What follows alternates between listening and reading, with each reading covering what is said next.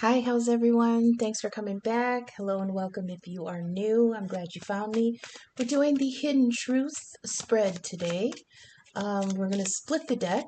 The top card is going to be the facade, what is not true. The card in the middle is going to be the truth that is hidden. And the third card is going to be the reality or some advice. We may get clarifiers. I may not.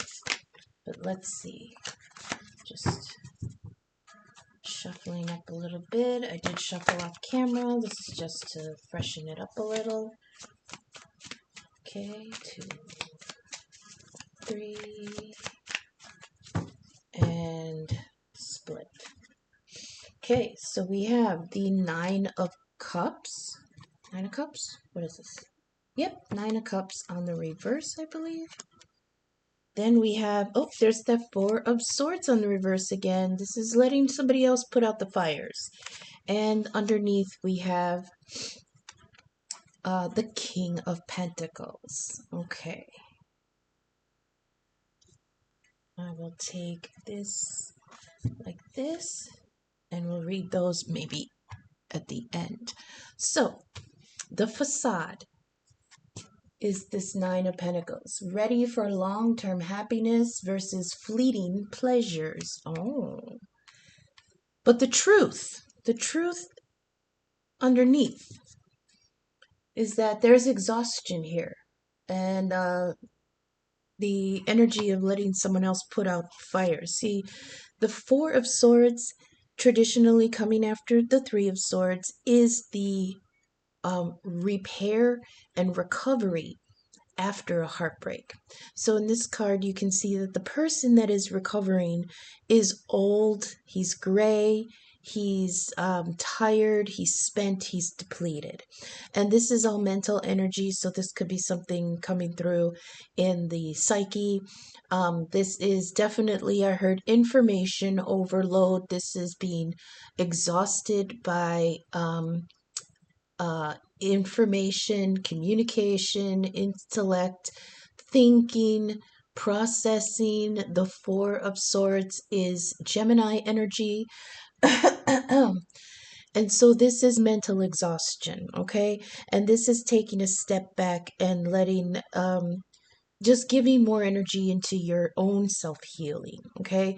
You see in the background there, if you can, the scene outside of his home is that shit's on fire, yo. Shit is burning. The Shire is burning, okay? But he is like, yeah, I mean, if I keep going with using the Shire idea, this is Theoden, totally oblivious. But I mean, that was a bad analogy because Theoden was possessed. But this guy's just like, look, I've fought this 4 other times. He's got 4 swords here, it's dangling in front of him. He's like, I have fought this fight so long that now it's time for me to step back and let the ones behind me start putting out these fires, okay? So there's mental exhaustion here. That's the truth of the matter. On the surface, yes, some in the collective may feel like, yeah, I want to look for this love, and absolutely the heart is in it. You're ready. You're ready to find that long-term happiness as opposed to just fucking around and finding pleasure here and there, okay? Now, the advice here, or the reality, is we have the King of Pentacles, front side, looking on. He reminds me of, well, back to Lord of the Rings analogy, he reminds me of Beorn. And he was the skin changer, the one who could turn into the great big bear. And when he was in his human form, he was just well, not human form. I think he was part giant, but he was enormous, okay? And he had the most beautiful, beautiful home and land, and everything was thriving, and everything was gorgeous and growing, and even the bees were huge in Beorn's land. So that's why the King of Pentacles in this deck reminds me of Beorn. This is somebody Capricorn energy, this will play out later in the next reading, I think, too. So come back for the Scorpio reading later on. This is satisfaction, generosity, joy in sharing, and help in a crisis. This is Capricorn energy. The King of Pentacles is the final king before he metamorphosizes, transmogrifies into the Emperor proper. Oh, that's interesting because we did have the Emperor here. Oh, okay. They want me to mention that. When I split the deck, since this deck is front, side, and back, has pictures on both sides. So when I split the deck, the one on the left side, we have the Emperor showing his back. So maybe I'll keep that just in case. So yeah. No, yeah, like I said, this the facade on the surface. It might not be exactly it might not exactly be a lie, okay? But this is just what is being shown on the surface. So if you're somebody who's going around going, I really want to find somebody, boy, I'm ready. I'm ready to settle down. I'm ready to find my soulmate. I'm ready to find that great love. But in the reality, it's like, but I'm tired. I am tired, and I feel like this has to do with the greater things going on in the cycle, because we're going to run into that in the Scorpio reading, talking about the establishment.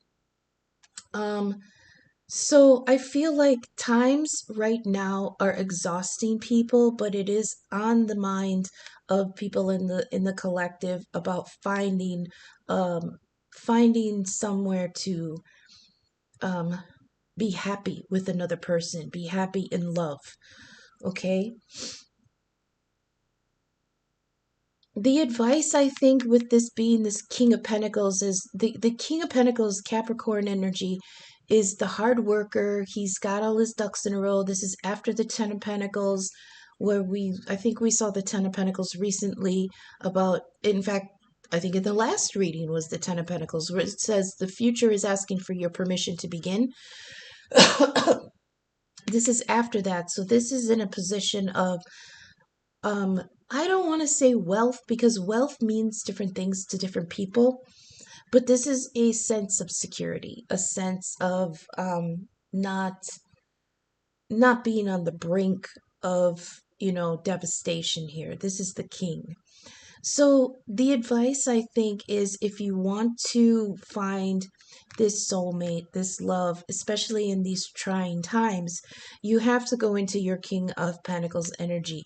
Be smart with your money, be smart with your energy, be smart where you spend your efforts, um, be careful with your future planning, you know what I mean? All that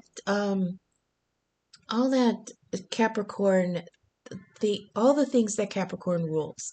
Now, Capricorn doesn't just rule career and legacy.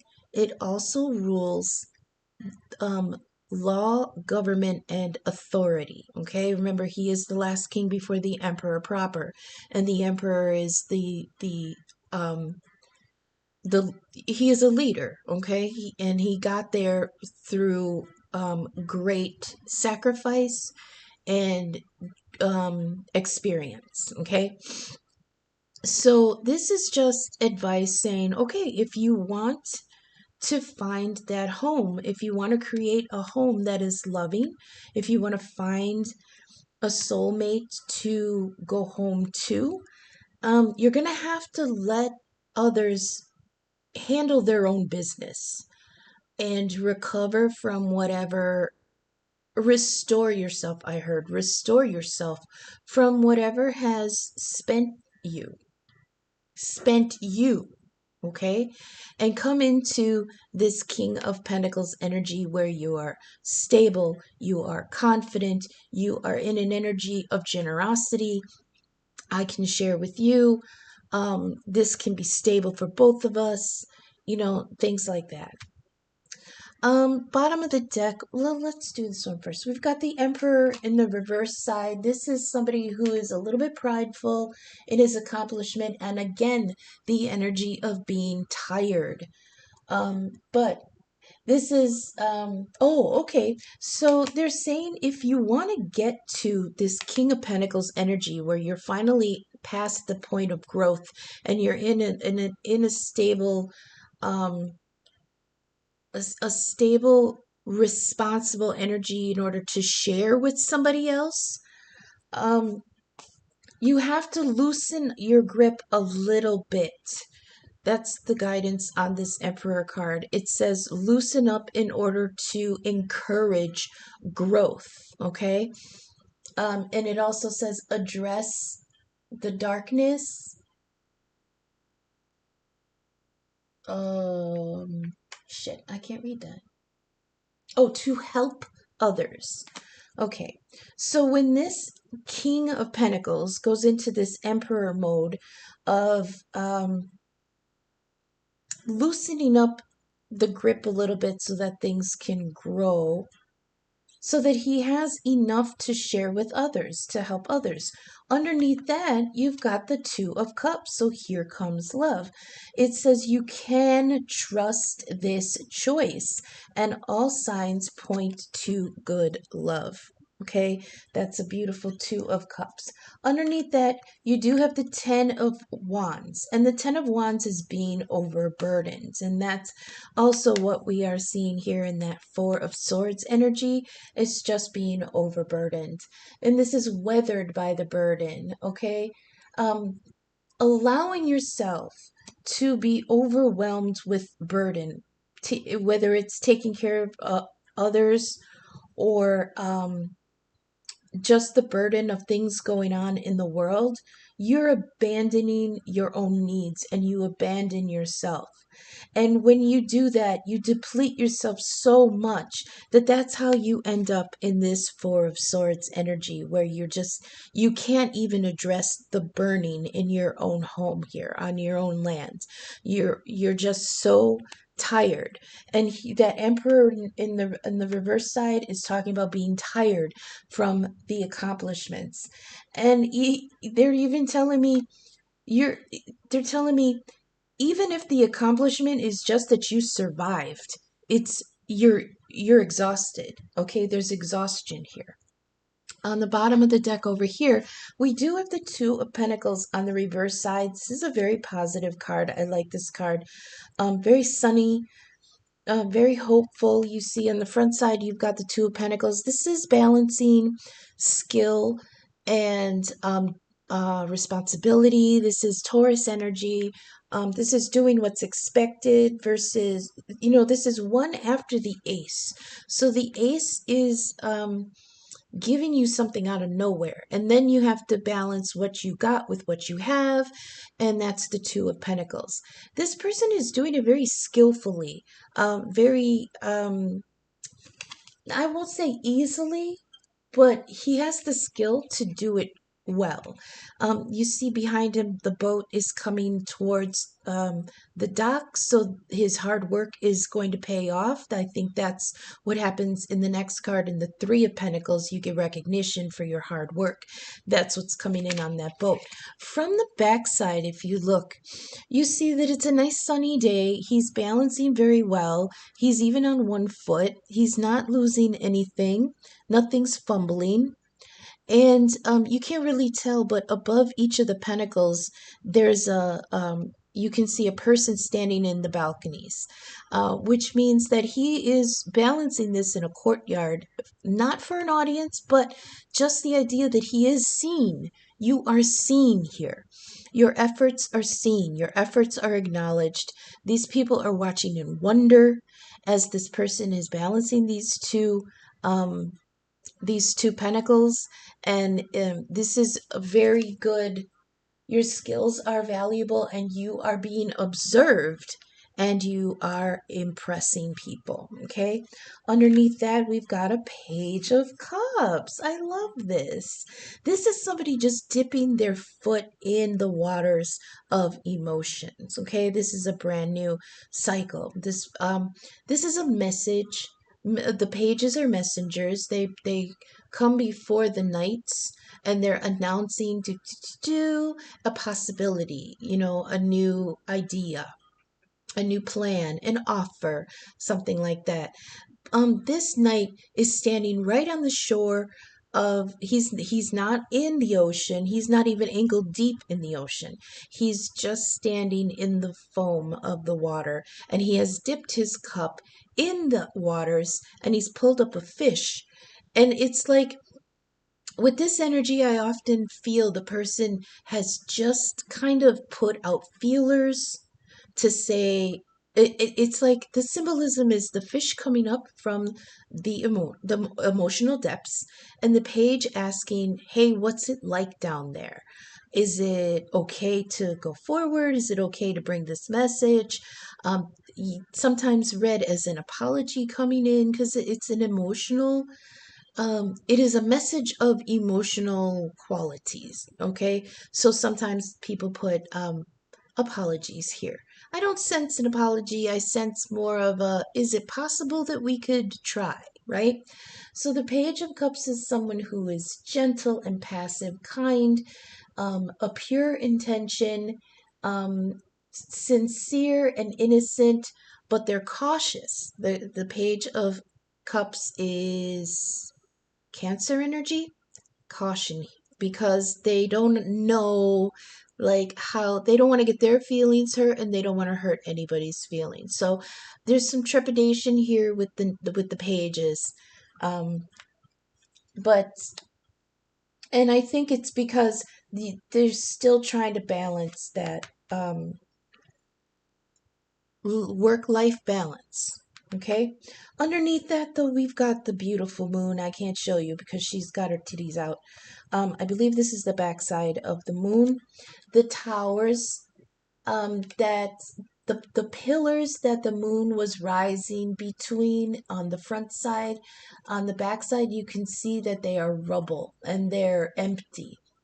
And this is something that has to do with inner feminine power coming up. This is acknowledging emotions, acknowledging needs, acknowledging that you need to be nurtured, and acknowledging that you have those qualities that you want to share with others. So this is something about exploring your truth, but without the ego. Oh, and under that is the Lovers. See all this love coming in? I love it. But I'm a Libra, so I'm a hopeless romantic. But yeah, that's what we got for the hidden truth. There is the desire and the drive, at the daydreaming, to want to build towards something very loving and very equitable. But there's exhaustion here from just life in general, I think, you know? Hmm.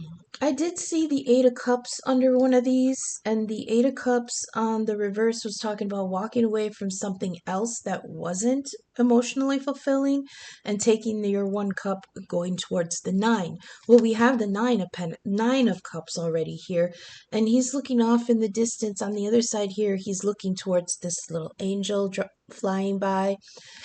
This is talking about the universe bringing in an emotional abundance. So wish big, okay? And this person is standing here, like, showing the angel that he's looking towards that I'm ready. My cups are here, and they're waiting to be filled. The only thing that's missing to make that 10 of cups is the other person. But you are in a wonderful energy of being emotionally ready. It's just like I said here, there's exhaustion from life exhaustion. So we're gonna get the theme cards and see if we can't get a little bit, maybe some advice, or some, oh, scratch paper. Okay, that hasn't come out in a long time. This might be a do-over. You might be looking at the opportunity or the desire to do it over. The scratch paper says you can always try again. Learn from your mistakes. See the scratch paper card? Learn from your mistakes. Keep going. Keep practicing. You can always start over. Okay, so there may be an energy here of somebody wanting to start something over. Whether this is I give up and I want to look for somebody new, or this is let's forget the past and start again. Okay. Let's get a couple more, please, for the collective, for the hidden truth, please. Stay tuned later. I'm going to be uploading for Scorpio, and Scorpio is going to be looking at some energy of like upheaving the patriarchy, I guess. So that might be interesting. That's too many. But I mention it because we have Capricorn here with the King of Pentacles, and it is talking about authority and law and governments. I heard make sure that authority is generous and kind, responsible, and what else is on here? Generous. Finds joy in sharing, is somebody who is stable and good and help in a crisis. And I don't think we have that right now. Neptune. Okay, so Neptune right now is conjunct with Saturn in Pisces. There's a lot of underlying water energy going on right now, Scorpio. You're in the mix because your ruler Pluto is, I believe, in Capricorn. Yeah, Pluto's in Capricorn, your ruler. But we have Neptune here at the moment. Neptune is conjunct Saturn. Neptune and Saturn, Pluto and Uranus. They're the outer planets. They move the slowest, so they have the longest effect on people. They're called the generational planets. And Neptune rules Pisces. Now it's at home in Pisces right now, but it's conjunct with Saturn, the taskmaster. Saturn rules Capricorn. He's karma. Whereas Libra, Venus as Libra, she has the scales of justice. She weighs the situation or the person or the issue and judges and then marks down the karma. But she doesn't actually deal it. Libra does not deal the karma. But Saturn does. Saturn is the taskmaster. And he's hard on us because he wants us to have the absolute best reward we can. But in order to get the best reward, we have to be tested just as harshly. Okay, so that's why a lot of times Saturn's symbol of the Grim Reaper reminds people of like the devil, coming to tempt them and take them. Yeah, that's his job. So being conjunct with Neptune is dreams and imagination, higher intuition, mysticism, the emotional depths. But it also can, when it's not dignified, it can be delusions, illusions, paranoia, and but it's also psychic abilities. So Saturn the taskmaster is conjunct with Neptune, that dreamy king of the deep and the emotions in Pisces. So there's difficulty here tapping into those depths, and when you do tap into them, there's difficulty reading those signs, because the things down in the depths in Pisces where Neptune is, those things are foreign to us because they never come to the surface. They never come towards the light, towards the ego, so that we can address them. So when we do get them dredged, when they are dredged up for us to address, they're foreign to us. We can't understand them. They look terrifying. Sometimes dealing with the things in the shadow, in our own deep emotions, is formidable because we don't often go that far down. But now the next card we dropped here was the red string, and the red string represents the bond between twin flame connected souls. This is fated love. So, in this noise of what's going on in structure, in this noise is that underlying hum of a coming great love. I love that. Soulmates, divine bond, it's unbreakable. So, with the red string, meaning twin flames, briefly, there are karmic soulmates, there are soulmates, and there are twin flames, and they're all kind of different. People kind of lump them all together for brevity, but soulmates are separate souls who have their own like plan for their existence. Okay, and soulmates can come in and out in groups. There could be family soulmates. I mean, your niece could be your soulmate, right? Your neighbor could be your soulmate. It doesn't necessarily have to be romantic. It's just another soul that you are on the same vibration. So, in modern lingo, it's who you vibe with. But this is but soulmates, they say when soulmates come together, everything falls into place. So, like when you're in your friend group and you meet somebody and you finish each other's sentences and you text each other when you're thinking of each other, and it's easy, it flows, it enlivens the both of you. That's a soulmate. Now the twin flame is different because the twin flame is one soul who in the beginning contracted to be split into two. So they are actually the same soul. Their goal is to earn reintegration. When they say when soulmates come together, everything falls into place, but when twin flames comes together, it's like a bomb. It's like crashing atoms together, like the atomic bomb. And everything falls apart because it's meant to transform you. Okay, so we do have the red string coming in hot, soulmates, divine bond, unbreakable, fated love. I love this. Okay, I'll take that one because you jumped. 777, the divine path. You are right where you should be and are serving your divine purpose. 111 new beginnings that came out yesterday. We are at the beginning of a eclipse portal. So we had the solar eclipse on the 23rd, and it'll finish with the lunar eclipse in Aquarius on September 7th. So we're in kind of a 2-week window after the new moon. Now remember, with the new moon, there's no manifesting during this time. You let the goddess rest, you let the energies rest. You don't bother your mom when she's got her feet up and she's watching her novelas. Okay, you're gonna get a chancla.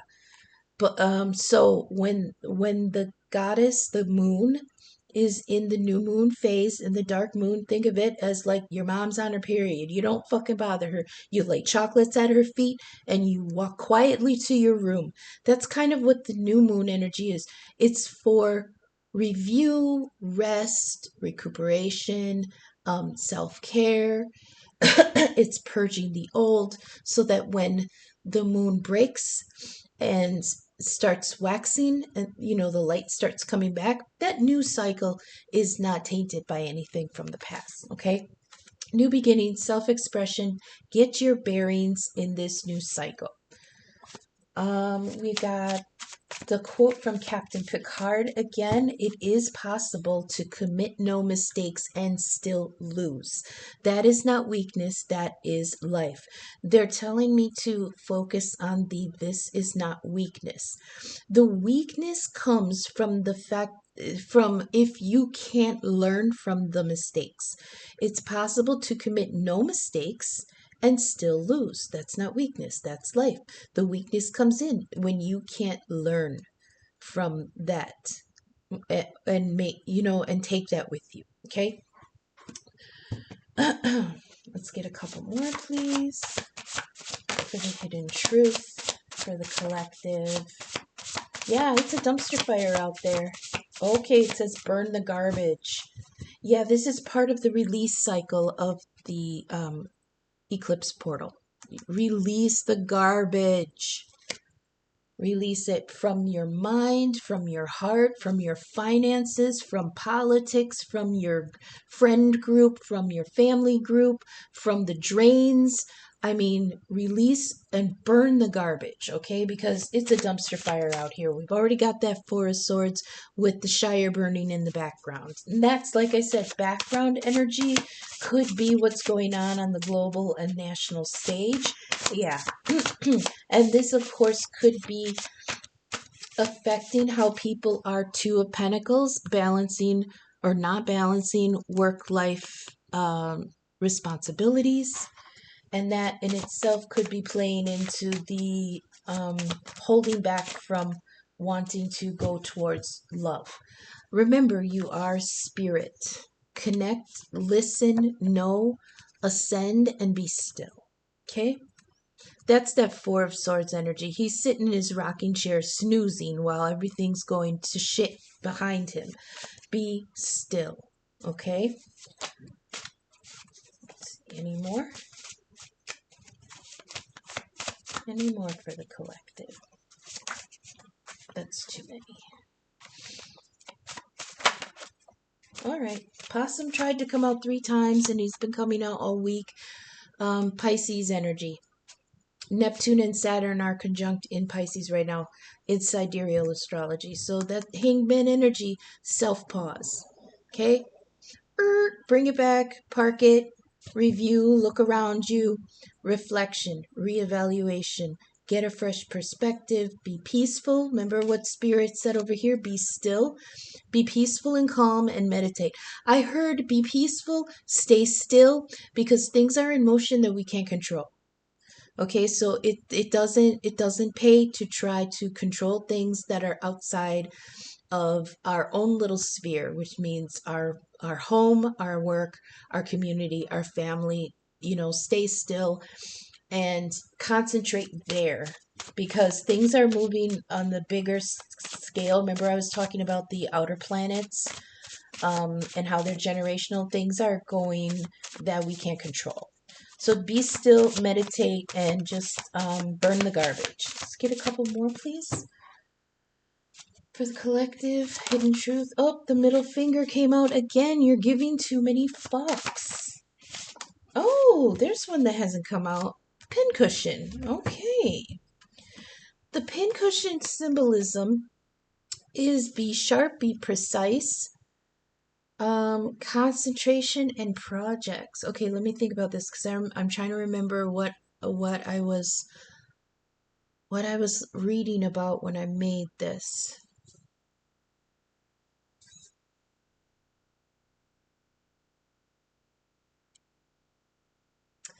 They want me to talk about what inside the pincushion is sand.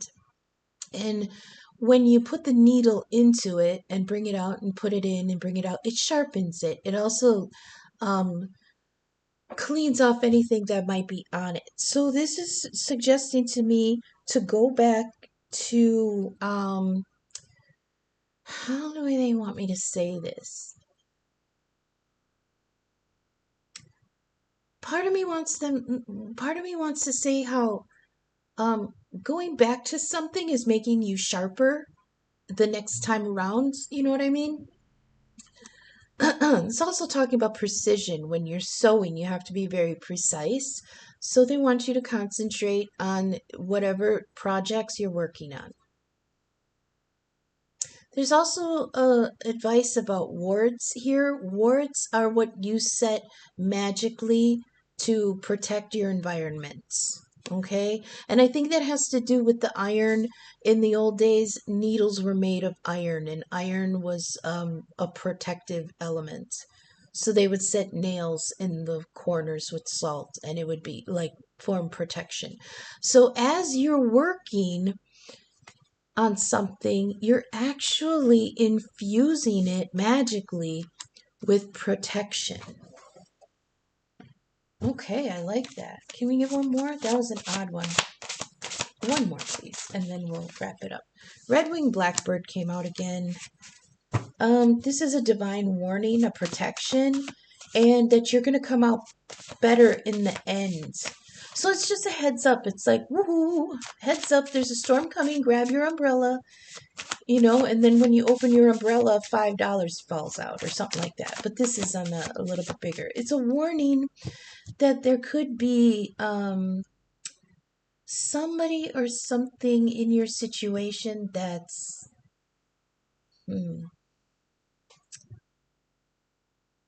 I heard dishonest. I heard thievery, actually. Because the story behind the red-winged blackbird is that there was this village, and they used like the store. They built a building, and they used it to store provisions, right? Well, somebody from another village came through and started looting the place, and the red-winged blackbird sent up a call. And the villagers came running and found that there was thievery going on. So they arrested the thieves, but since everything was pulled out of storage already, it was going to spoil. So instead of letting it go bad, everybody had a big feast. Everybody had a big banquet. There was laughter, there was provisions, there was feasting and merriment. So in the end, it actually was something very, very beneficial to come when this bird sent up its warning. So that's what the red-winged blackbird is. It's a heads up from spirit that there's something amiss, but if you address it in a timely manner, you're going to end up reaping some benefits at the end. Should we leave it there, or do we want one more? I might just leave it there. Oh, okay, remember you are water. Cry, feel, cleanse, let things flow, and let things go. And the last one here, we've got cobwebs, which did come out recently. You are protected from negative forces beyond your control. What was I talking about earlier? About just pay attention to what's in your own yard, because things are going on in the greater vibration that we don't control. Okay, spirit is controlling it. We can only control our response to what's going on. And Cobwebs is saying you're protected from negative forces beyond your control. Okay, so that's what I have for the collective. Remember, we've got 777 here, divine path. You're right where you should be, and you are serving your divine purpose. So I'm going to say that this great love is possible. It is waiting. It's just you need to decide when you're going to go for it. And most people are going to decide they're ready to go for it when they're feeling a little bit more financially secure. But that's your preference. Spirit is saying you don't have to wait for that. Because in a lot of cases, when you find that match, the financial burden sometimes is alleviated a little bit for both of you so that you can both come up. And I'm not saying get into a relationship so that you can be financially secure. That's not what I'm saying. I'm saying when you follow your heart and you find that good match, that true soulmate, other things in life improve along with it. Okay, so that's what I have for the hidden truth reading. We're going to do Scorpio next, and hopefully I'll get that loaded up in the next hour or so. So if you vibe with my content, please leave a like, subscribe, comment, share my video. My information is in the description. I'm available for personal readings and birth chart inquiries. My Venmo, my Cash App, and my email is in the description. Until I see you again in the next reading. Okay, thanks. Bye.